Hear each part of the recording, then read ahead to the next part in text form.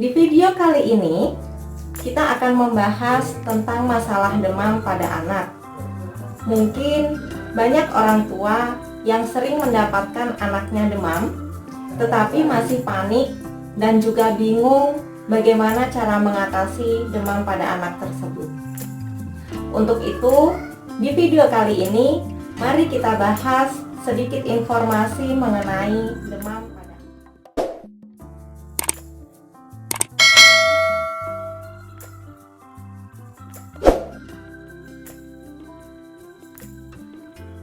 Demam pada anak dapat diartikan apabila suhu tubuh anak lebih dari 37,5 derajat Celcius.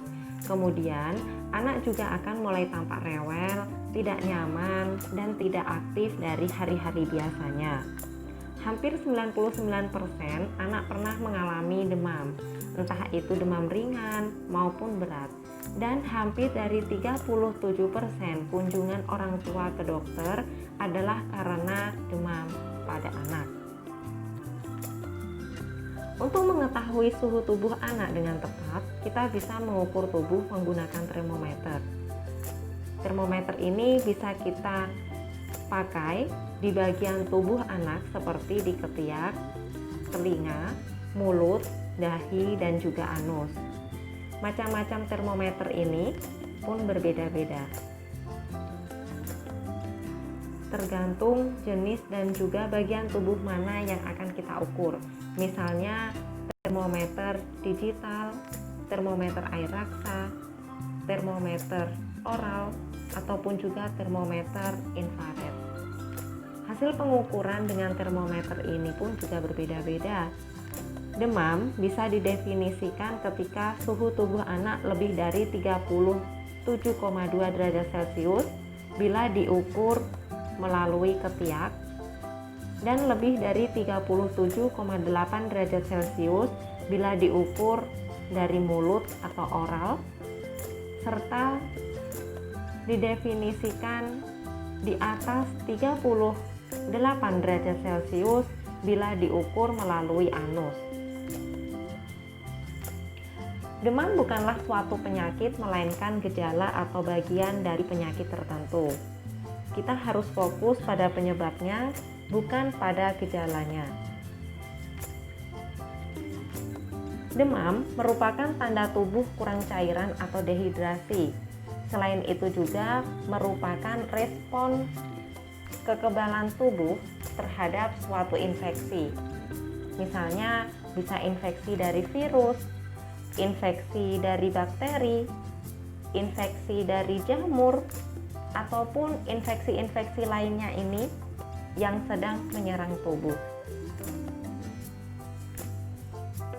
Jika terjadi demam pada anak, maka penanganan pertama saat anak demam yaitu kita bisa mengistirahatkan anak, istirahat yang cukup, batasi interaksi dengan orang sekitar agar si anak bisa istirahat dengan cukup.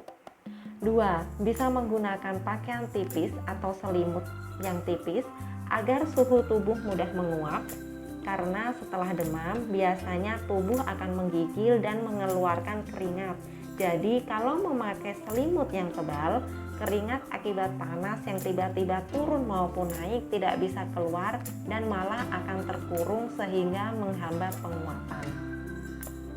Yang ketiga, kita bisa memenuhi kebutuhan cairan dengan makanan dan minuman sehingga tidak terjadi dehidrasi pada anak tersebut. Jika anak masih minum ASI, maka berilah ASI sesering mungkin, karena dengan anak mendapatkan ASI, maka kebutuhan cairan akan tercukupi. Selain itu juga dapat membuat anak merasa lebih nyaman dan aman karena mendapatkan ASI dari orang tuanya. Tapi jika anak sudah mendapatkan makanan pendamping ASI, maka penuhi kebutuhannya, bisa memberikan makanan kesukaannya atau memperbanyak minum air putih. Tetapi jika demam tetap berlanjut dan anak rewel karena tidak nyaman, kita bisa memberikan obat penurun panas yang sesuai dengan anak dan tentunya harus sesuai dengan aturan dokter.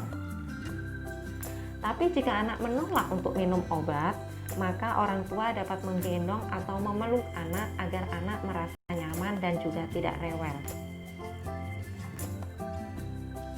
Selain bisa membuat anak nyaman, memeluk dan juga menggendong anak ini dengan metode skin to skin juga bisa menurunkan suhu tubuh anak secara alami.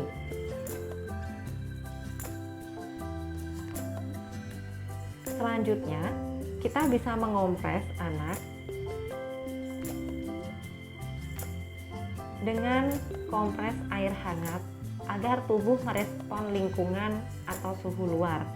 Kompres dengan air hangat agar penguapan panas lebih banyak keluar. Kompres ini biasanya dilakukan di area lipatan-lipatan seperti lipatan ketiak, lipatan paha, dan juga yang ada pembuluh darah besarnya yaitu di bagian leher. Atau bisa juga biasanya kita mengompres di bagian dahi. Segera bawa anak ke puskesmas atau dokter jika demam tetap berlanjut lebih dari 3 hari dengan suhu di atas 38 derajat Celcius dan sudah diberi obat tetapi demam tidak lekas turun. Jika saat demam tiba-tiba terjadi kejang pada anak, maka penanganan pertama pada anak yang kejang tersebut yaitu orang tua jangan panik. Baringkan di tempat yang aman, nyaman, serta datar dan jauhkan dari benda-benda yang berbahaya seperti kaca, gelas, dan juga benda-benda yang tajam. Jangan menahan gerakan si anak jika anak bergerak karena dapat menyebabkan patah tulang. Segera miringkan badan agar lidah anak tidak tergigit dan jangan memasukkan benda apapun ke dalam mulut anak seperti sendok, jari tangan, atau apapun karena jika dimasukkan ke dalam mulut malah akan tergigit dan melukai daerah mulut. Segera miringkan badan anak karena dengan dimiringkan maka jalan nafas akan tetap terbuka dan mencegah si anak tersedak dan anak akan tetap bisa bernafas dengan baik dan lancar. Tapi jangan lupa untuk melonggarkan pakaian anak juga. Kejang yang terjadi saat anak demam atau kejang demam biasanya akan terjadi tidak lebih dari 5 menit. Maka jangan lupa untuk tetap memeriksa jam atau melihat jam dan setelah itu si anak akan tetap sadar, maka tetap lakukan kompres sambil mencoba menyadarkan si anak. Jika setelah kejang anak mengalami penurunan kesadaran, maka segera bawa ke puskesmas atau rumah sakit karena itu mungkin ada penyebab-penyebab yang lain. Hampir 50% dari anak yang mengalami kejang demam terdapat riwayat genetik dari orang tuanya, entah itu saudara kandung, kakek, nenek, ataupun juga saudara-saudara yang lainnya. Itulah informasi seputar demam yang bisa saya bagikan.